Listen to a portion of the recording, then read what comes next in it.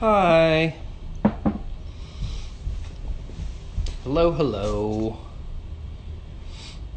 Hope everybody's having a wonderful Tuesday. There's Todd. Beep, boop, pop.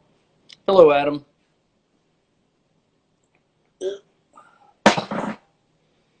Oh, goodness gracious. Hello. Hello. Here we Howdy. here we We're are. doing it. We're great. Fantastic. Yep. We got the Maddings and Madams and all kinds of wonderful things. And the two-legged mule and mine says one other. I don't know who the other is, but it says one other joined. Wow, think about that. I'm sure it's something wonderful. Adam literally just sent me a new quarantine hat. I like it. Yeah, It's knit. it is. It looks warm as the dickens, and it's a chilly day out there. Hey, what? It's gonna get down in the damn 30s tonight. Thank God, because I work alone now, and I don't have an old guy to tell me what the weather's going to be like every day.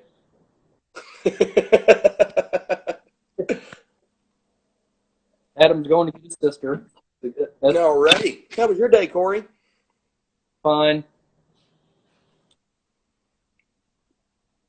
Adam's going to get his sister because he's a good brother.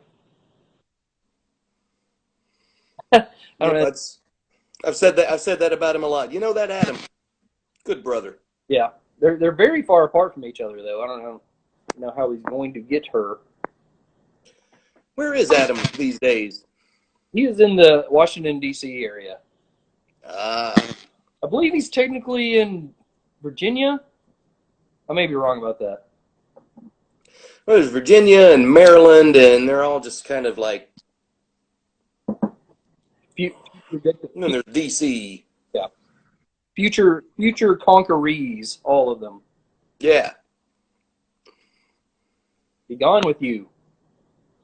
People are Snapchatting me. Hope everybody's doing good tonight. Hope you got your quarantine hats on. Or don't. It really doesn't matter anymore. Nothing really matters. No, we're all just moments away. Flipfoot doesn't even bother anymore. We're now officially quarantined until 2022. That's what I saw today.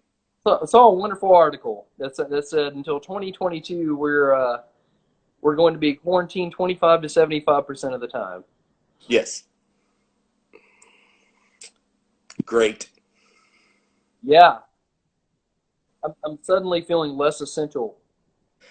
I we've been on this healing journey together since the quarantining and the isolating started, and was not quite prepared for the journey to last that long.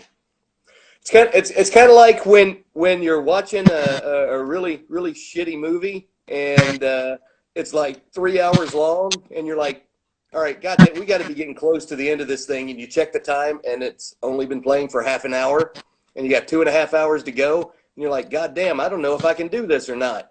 Yeah, I feel you. Joseph is here. Hello, Joseph. Joseph Rumsey has one of my favorite quarantine hats. It's beautiful, but it's way back there. I'm not scrolling that far.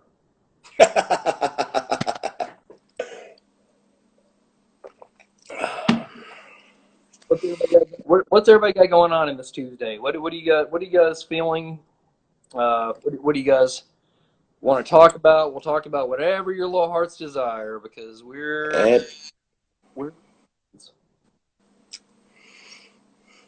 Ask us questions. Just tell us how you feel.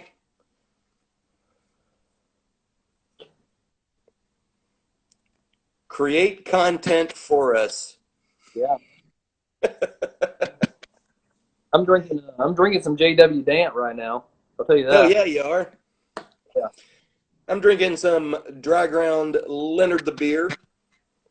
Yep. in a lovely glass from Against the Grain Brewery in Louisville. Fantastic brewery, good friends of ours. Oh, yeah. Adam says, you know what I want to hear about? You want to hear about what large boys? Hello, Kristen. God bless you. Oh, there's Kristen. A wonderful, wonderful woman. Howdy, ma'am. Yeah. My Snapchat's blowing up tonight.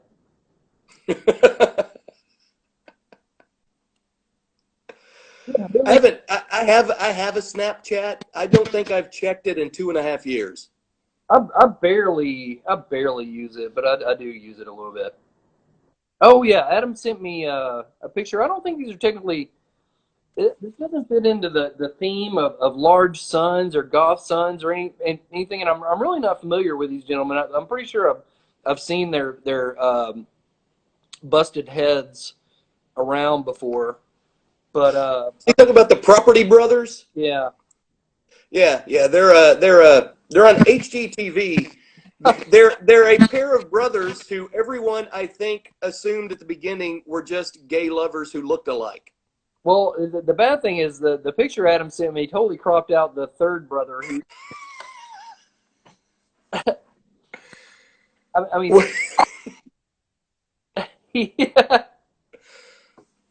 here I'll be the third one. Wow, the Property Brothers brother looks just like you, Cory. It's Vance. I don't Vance Property. I don't even know that he's technically goth. I'm not sure what's going on there, or like a scene kid haircut or whatever they called it. The hair was the hair is odd. It's a bit much. Hello, Angie. Angie, hello. I mean, I like my brothers and my boys large, sweaty. Well, Cory, I did a little research today. Oh yeah. And which I think this is probably a pretty famous large son, but I sent you a picture earlier if you want to throw that up on the board there. Find him. Oh, there he is. Ladies and gentlemen, this is Jason Bonham. He is the large son of Led Zeppelin drummer John Bonham. Jason also plays the drums, and I think he fits all the criteria for large sons in that he's large and he's a musician. Yeah, I don't know that he originally started off as a large son, because I remember that band Bonham back in the day, and I don't know, was he fat in that band? He was not as large in those days, but I discovered some really interesting facts about Jason Bonham recently. Matter of fact, back in 2006, he was in a band called Damnocracy. You don't say. They were a heavy metal supergroup formed on and for the VH1 TV show Supergroup, and there they are. You don't say. I might have gone down a rabbit hole today. Yeah, I did too. And his bandmates in Damnocracy were Sebastian Bach from Skid Row, Ted Nugent from Racism, Scott Ian from Anthrax, a guy named Evan Seinfeld, who I think was in Biohazard, and also a porn producer. There you go. And then Jason Bonham. The most interesting thing about Jason Bonham that I discovered, though, was his most recent band. Did you discover this, Cory? I think so. Hold on. Jason Bonham's most recent band, there you go, is The Circle, featuring Chickenfoot's Michael Anthony and Sammy Hagar. It looks like Jason might have wet himself. I think that's a distinct possibility. By the way, the guitarist in The Circle is Vic Johnson. Vic Johnson was the lead guitarist for the Bus Boys back in the day. Do you remember them? Here's how I know the Busboys, because I used to wear out some Eddie Murphy comedy albums, and Yep. they opened for him on Delirious, I think. They did. Also did the Boys Are Back in Town theme song from 48 Hours. Yep, that's how I know him. Jason Bonham, he has seemingly gushed blood out of his groin there. There is something weird happening there. I don't know how you explain that. It's some sort of weird stigmata. I mean, as bad as Michael Anthony looks there on the left, Jason Bonham, who is a much younger man, looks way worse for the wear.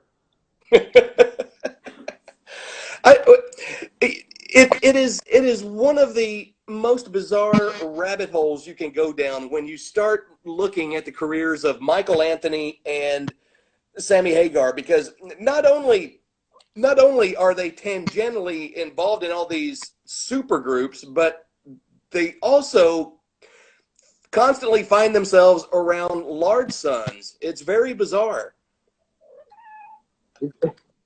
Cat talking. Yep. Joel says he takes after his dad. Was John Bonham a large man? I'm not a Led Zeppelin fan, so I don't know. He was a large guy. I mean, he Adam says he looks like Louis C.K.'s Macy's Thanksgiving Day balloon.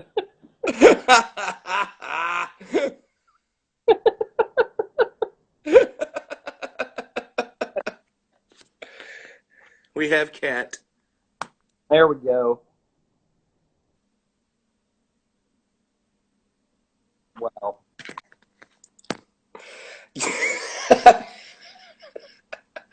I was gonna make some jokes about what Bonham looks like, but I think I think we're good. I don't think we can top what Adam said. Yeah. Y'all tune in to. Be sure to tune in to Adam's live stream. It's much better than ours. Oh, Joe, John Bonham, very famous for beating the ever-loving shit out of his drums. Yeah. As a matter of fact, I don't know that there are many drummers who played as well as he did while playing as hard as he did. He's a fucking beast as a drummer. He's amazing. But yeah, he played hard. Yeah. Him and Ronnie McCoy. Ronnie McCoy, my favorite drummer. And Dave Lombardo from Slayer is pretty good. Like, Sammy Hagar looks like the human embodiment of what do they call it? The puka shells? Yes. He looks like the living embodiment of a puka shell anklet. He looks like he just wrapped up a production of Godspell at the Market House Theater. God, he's got a hittable face. Hello, Ross. Ross. Yeah, Michael Anthony just looks like, I'm gonna play a bass. Michael Anthony looks like he just played some Allman Brothers on the jukebox at KC's. I'm sorry, I slipped into the Austin voice there for some reason. How you doing, Austin? I'm not doing too well tonight. How are things going with Mom? Well, she found out I watched this. She found out I had an internet. Well, what'd she do? I hope you stood up for yourself and you put that bitch in her place. No, I didn't at all. But she told me she asked what it was, and I said it was about large boys. That's not completely a lie. And she said, I ain't never gonna get big if I don't quit. If I touch my pecker when I wash it. Well, that's not true. You can touch your pecker all you want. It does not affect your growth. No, not when you're washing it. You can touch it when you can touch it when you're not washing it. You can grab it right now if you want to. Nobody will know. It's fine. Mom won't know. Not if you don't tell her. She tells me that I have to have the dog wash it. Okay, now that's fucking weird, dude. Yeah, he's a good boy. I, let's just leave it at that. I mean, I love him. I'm sure you do. Dogs are very good boys, and yeah, they make great friends. You know what his name is? No, I don't. What is your dog's name, Austin? Matthew, Mark, Luke, John.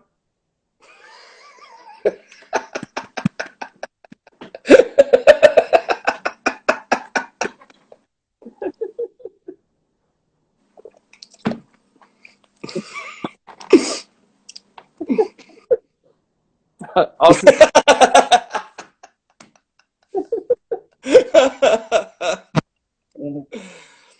I swear it's like Austin is here with us. I don't. Austin says he's got to send in a new hat picture. He did. Just as long as you cut it off beneath the nose. Nathan says Terry Mike Jeffrey. That is the Western Kentucky gospel right there. Mm-hmm.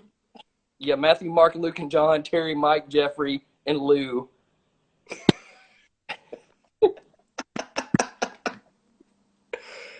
Rebecca says she's going to divorce Austin. What is happening? Or is it vice versa? I have no idea. I don't know what's going on. Yeah. I do want to share, once again, Lou Jetton did send us a quarantine hat pick. It's fantastic. There is literally no one in Western Kentucky as protected as local bluesman Lou Jetton. Forecast says no Rona's getting in here. Mm-mm. Mm-mm. Unless it's getting into him through some hot licks. Hell yeah. Lou Jetton is giving COVID the blues. Ain't that the truth? What is it? Lou Jetton, is it 51 South? Is that the name of his band? 61 South. 61 South. Yep.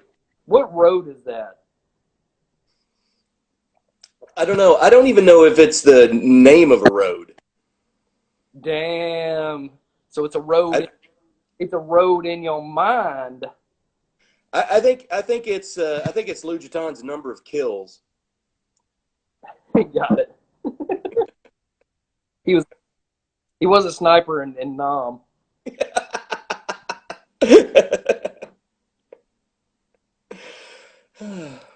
Okay, Nathan said not only would he take a bullet for Lou, but 61 South is the blues highway. So it's a highway of the mind, is what you're saying, Nathan. Got it. Littered with the victims of Lou Jetton. What's the 61 mean? Nathan, you're a historian. You need to tell us what this is all about. It's the road not taken. I don't want to go down the blues highway. Nope, you might meet old Scratch at the end. Yeah. So what else is going on with you folks? Yep. Tell us what's happening. What are you watching? What are you listening to? Ask us questions. It's what we're here for. It's a healing journey. Yeah. Nathan says there's a slight chance of blues. I would say there's a 100% chance. This is very true. The Doppler just laid that shit out thick on us. Radar is picking up some heartbreak. So I don't know what else is going on, Todd. You got a record for us for the evening? I do. Let's do another exciting edition of Todd's Record Roundup.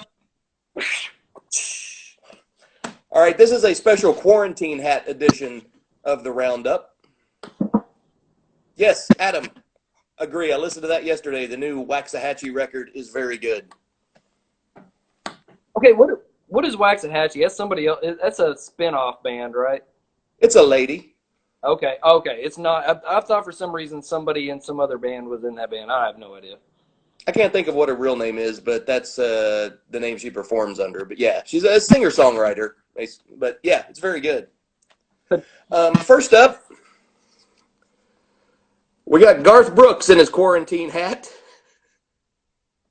It's his debut album. Wearing a turtleneck, as all cowboys riding the range were wont to do. I hate that piece of shit. I absolutely. Wait till you see the picture on the back cover. That's suggestive. I know what he's going for there. Again, cowboy hat, turtleneck. There's not too many people I hate more in the music biz than Garth Brooks. I understand that. Next up on the record roundup, Quarantine Hat Edition. But I do like Chris Gaines. Chris Gaines is fantastic, underrated singer, and songwriter. Yeah. See, here's Next up, Garth has never been down the blues highway. Oh hell no! Yeah. He's been down the jerk highway. Yeah. Next up, we got the Captain and Tennille featuring Quarantine Hat.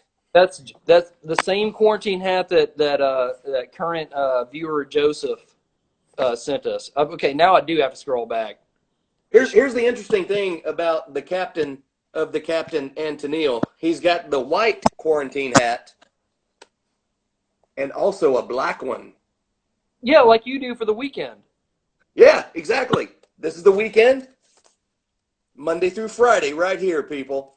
This is the famous Captain and Tennille album, which features, there it is.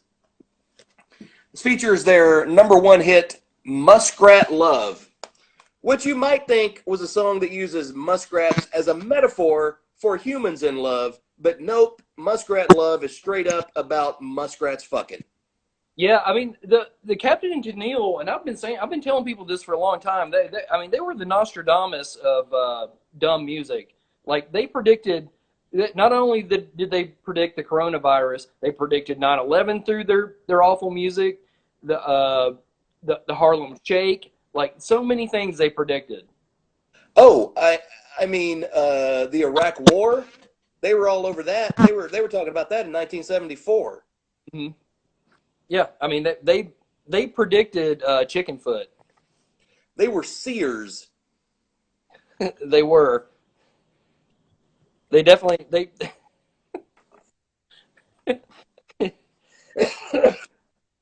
I'm gonna die. Captain and Tennille in 1975 knew Donald Trump was going to be president. Nobody listened to him. They predicted planking. They predicted both the career and death of Air Bud. They did. They knew he was gonna get his goddamn feet removed. Yep. Accurately to the day and hour of Robert Zadar's death, they predicted. They were all over it. Nobody took him seriously, though. I called him Nostradumbass.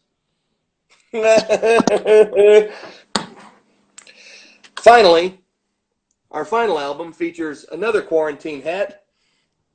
Look, it's another one! Sitting on the head of Jimmy Buffett.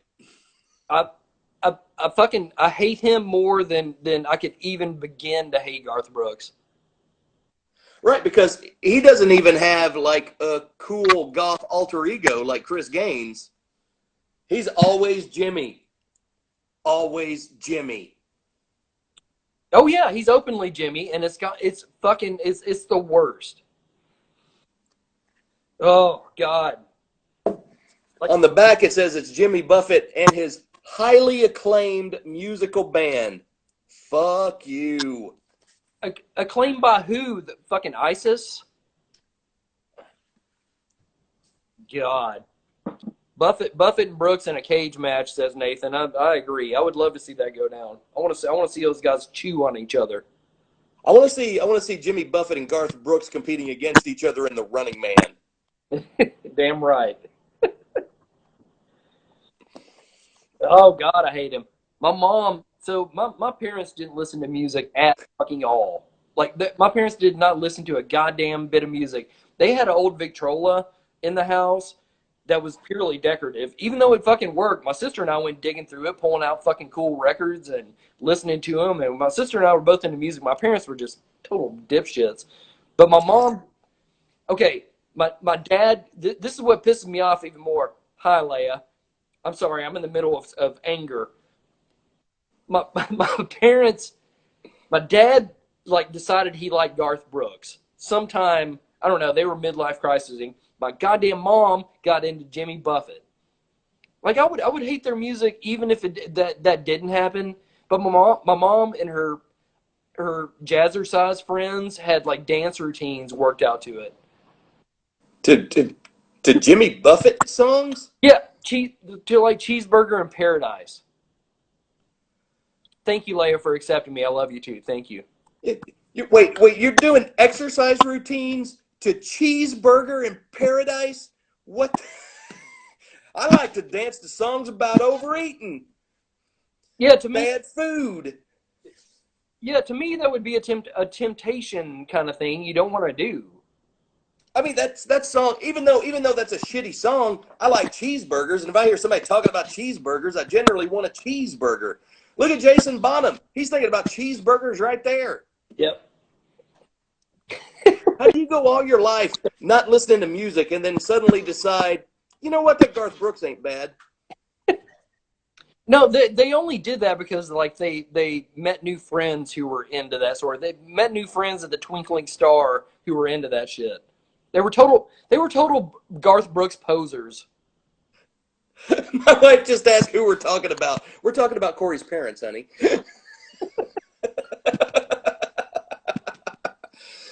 Sounds lovely. Growing up, my mom had lots of the 8-track tapes in the car back in the 70s. My mom had the most schizophrenic musical taste. She had, at any given moment, we would either be listening to an 8-track of the Carpenters, ABBA, or the Bee Gees. She also had fucking Nazareth, Led Zeppelin, and Kiss. It sounds like she signed up for the Columbia Record Club at some point. Oh, she absolutely did. Here, let me ask, because I know at least Adam and Nathan and some other people in here remember the Columbia Music Club where you paid a penny for 12 records, and then under the assumption that you were going to buy another 20 or some shit. Did any of you guys ever buy anything past those initial 12 records for a penny? I never even sent them the penny. Yeah, I did it when I did it after they had upgraded to CDs. Oh, a bunch of CDs from the Columbia House Club. Oh yeah, I got those pieces of shit for cassettes. I got them for CDs. Yeah, Adam Columbia and BMG simultaneously. I got the Columbia Record Club more than once. They didn't ask questions. Oh, same. I just signed up again. I was like, well, I need Prince's discography. Bam. I did the same thing. I joined BMG a couple of times. I was also a member of the Columbia House Video Club. I took those sons of bitches for I don't know how many VHS tapes. There's no way the CEOs of those companies didn't commit suicide. There's actually if you can find it, there is I don't know if Vox or Vice or whoever did, but there is a rather lengthy article online about the history of Columbia House and how everything just crashed and burned to the ground because it was the worst business model in history. It's fascinating. How is that a good, like, I never knew anybody who actually bought that. I'm sure there were some, like, whatever the generational equivalent of today's boomers were that felt like they needed to be square and pay what they agreed to, but I got to honor this contract. Yeah. What are they going to do? What are they going to do? Send the Columbia House Police after you? What? Yeah. See, here's the beautiful thing. Like back in the day, like pre-internet days, it was the Wild West. Like, so there was a prank we used to do to our teachers that we didn't like and our principals. You could call Hustler Magazine and just order a damn subscription to anybody's house. do that shit to our principal, and it got back to us that our vice principal's wife was none too pleased about it. But like you said, man, those pre-internet days were wild. yeah, you can still. Here's a fun thing, and I used to do this a lot, and I kind of moved away from it, but I may go back. You can still order the Book of Mormon for free and send it to anybody you want. Oh, you absolutely can. Yeah. I think you can also do that with Gideon's Bibles. Yeah, but the Book of Mormon is way more fun. You can get on the LDS website, and it makes the church feel like they're making some progress there. Oh, let's be honest. The Book of Mormon is a much better read. It's more entertaining. It's fucking wacky. I mean, it's not much wacky than the regular Bible, but we're so used to the stories of the regular Bible. Like, really, I mean, the Book of Mormon is not that insane in the grand scheme of religions. Oh no, not at all. I mean, everybody talks about. I mean, yeah. I mean, they've all got their fucking batshit elements to them. I mean, everybody's like, "Ooh, Scientology's so weird and everything." It's like, dude, Christianity's got all kinds of weird shit in it. Oh, it's even weirder. I mean, Scientology is not any weirder than any of our major religions. No, we just didn't grow up with that shit getting crammed into our gullets. Precisely. But that's neither here nor there. There's Bonzo Jr. Yep.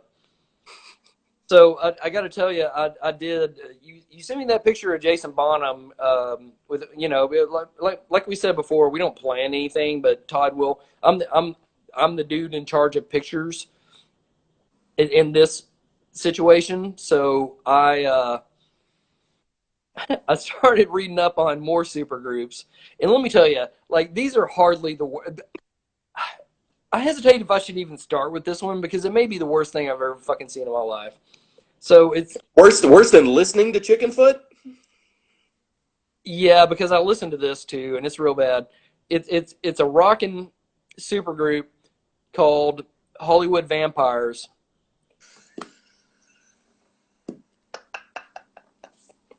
I mean, and you can suss out who's involved just by. I mean, you got Joe Perry from Aerosmith, Alice Cooper, and Johnny Goddamn Depp.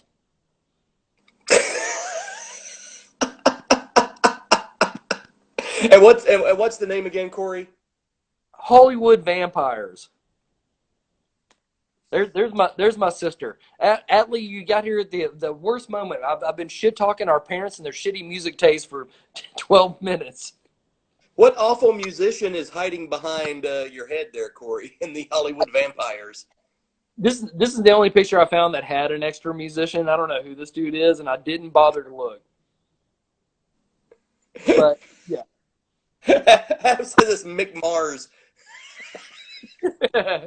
Sure. It's probably goddamn Michael Anthony. They have a hell of a time playing with each other, though. They have such a wonderful time. Look at them. That's a happy bunch right there. Yeah. So I listened to a couple of their biggest tracks. Are there songs about how awesome rock and roll is? Well, let me just say, because you can't see in this picture, there are more rings per capita on these hands than any band in history.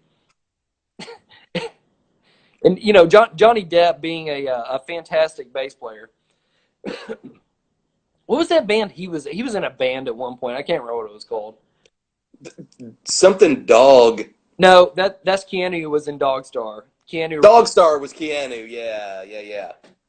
I can't remember. It's 30 Seconds to Dog. Yes.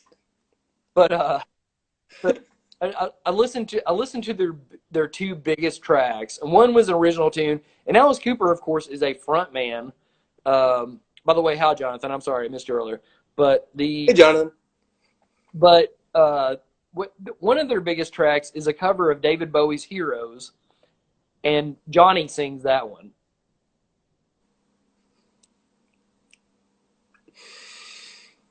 And the video is live footage of them in the studio, like like, and it starts with Tuesday, November 14th, like it's some epic moment in history, like, you know, the No, it sounds like it's the fucking Shining. yeah, it's Trapped in the studio with Johnny Depp. Yeah. Was singing a David Bowie tune, one of the greatest David Bowie tunes. yeah. No, it's just as important as the Beatles, you know, with George Martin deciding to take a stroll across Abbey Road. Oh, that's right. Yes, it is P. It's just the letter P. That's the name of Depp's band. Not even P Dog. It's just P. It sounds very accurate to what I imagine it sounds like. How do you think the band name discussions between Hollywood vampires went? It probably took all of 4 minutes. I'm sure Johnny Depp was like, I think vampires are cool. What about you guys? Alice Cooper was like, yeah. And Joe Perry was like, second. I did see another picture. We're in Hollywood? Well, there you go. I did see another picture. I should have saved it, but apparently it's Johnny Depp giving on stage Alice Cooper his bass and signing it for him. Signing for another guy who's in the same band? I'm just angry now. I'm mad. Not as mad as Johnny Depp when he realized he didn't have as many necklaces as Joe Perry. Where's his stupid fucking hat he always wears? I guess they don't allow hats in the Hollywood vampires. It's a totally different thing. Look, ever since Twilight, these fuckers are trying so hard to be fucking edgy and everything. Because I mean, back in the early '70s, Alice Cooper was about as edgy as it fucking got. But that was 50 fucking years ago. And Yeah, to take on the moniker of, look, okay, we have Vampire Weekend, okay? We have Twilight. Okay, the word vampire has lost any edge that it ever might have had. It's very commonplace now. And sticking it with Hollywood vampires. If I just heard that name, I would picture exactly this. Just horrible fucking middle-aged fucking shit. yeah, it's pretty good. Hello, Ed.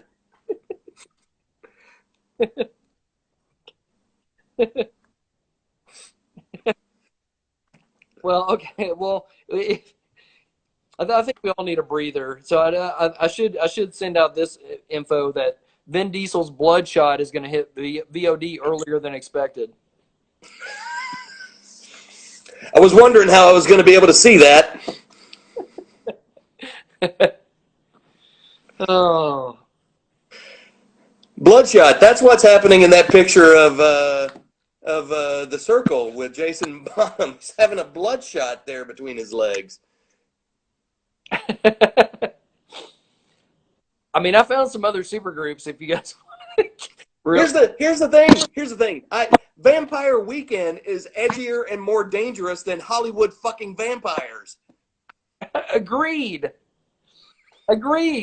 And I described them on Twitter the other day as The Strokes as directed by Wes Anderson. Cheers to that, sir. That's one of the. I'm still just in awe. That is the most accurate, most brilliant tweet I think you've ever composed. Well, I was doing at work. I've been listening to entire discographies because I've got time and I'm by myself a lot. And that new Strokes album came out, so I listened through all their stuff and really enjoyed it. The new one's okay, but like that just hit me all of a sudden. That the new one is better than I thought it would probably be. I kind of dug it. I need to listen to it again. It was okay, but I mean the biggest I loved Angles more than any of them. I've been listening to Angles nonstop. Angles is fantastic. Super good. Hey Cory, real quick, you want to do one of your random DVD picks? Might as well. Here, I'm gonna get up to another shelf. I'm gonna get up to the top shelf. I'm gonna give you guys the money, the high energy stuff. Fuck yes. It's Devo, the complete truth about it, de-evolution. This is fantastic. This has got a bunch of way early Devo videos. Devo's one of my favorite bands. I love them. Oh, they're a top 10 band for me. Yeah, Akron's finest. Yeah, they're they started out in the '70s as like art students doing. I mean, they were real early on at making music videos, and that was like their whole thing. It was a innovative thing for them. But Devo is way more influential than a lot of people give them credit for, and they've got a fantastic catalog. A lot more guitar rock than people give them credit for too. This has got some cool shit, including like a bunch of like cool little short films they did and stuff like that. Oh, I would say their debut album, "Are We Not Men, We Are Devos," one of the greatest guitar albums ever. It's sick. It's super good. Yeah, I love this to death. I'm gonna have to watch this right now. Later. Okay. I was just going to talk about REM while you were gone. Yeah. Hey, Cory. Also, just remembered this. Michael Anthony has another side project. There was another band that he was in I think it was mid 2000s. Okay. If I remember correctly, the name of the band was Planet Us. Not Planet US, it was Planet Us that he was in with Joe Satriani from Chickenfoot and Journey's Neil Schon. Yeah, it was Planet Us, but they abbreviated it PUS. P'_US. Us.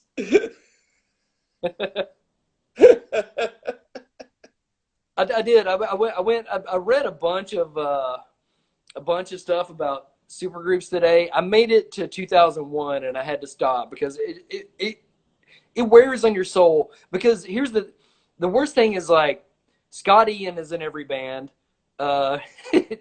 Michael Anthony's in every band.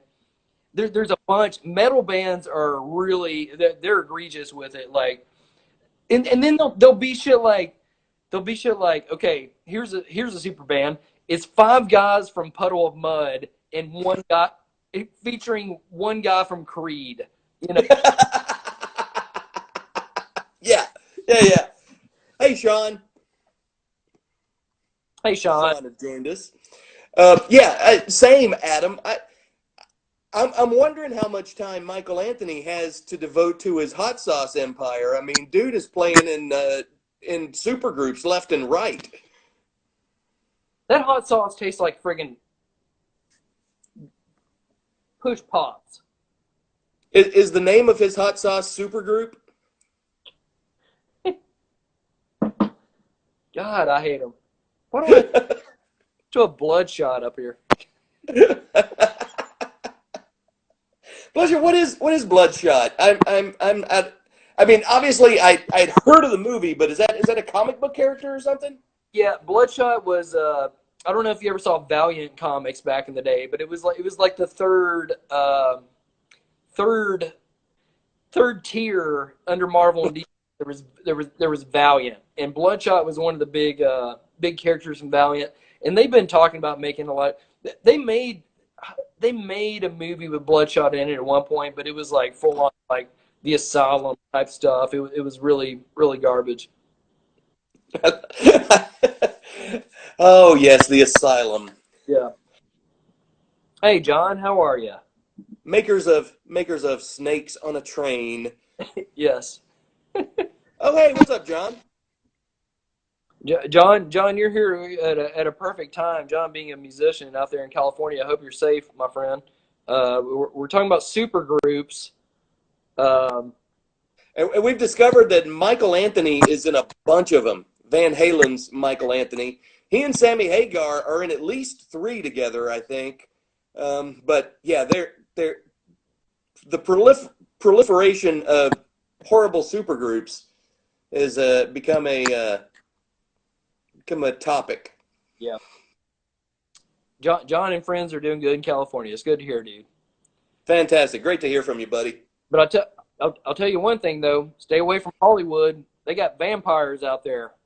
There's vampires in Hollywood. And they're edgy, scary. Seriously, like Yeah. Yeah. Cory, he says that shitty one with Joe Satriani. oh Call up the picture. wait, you mean chicken foot?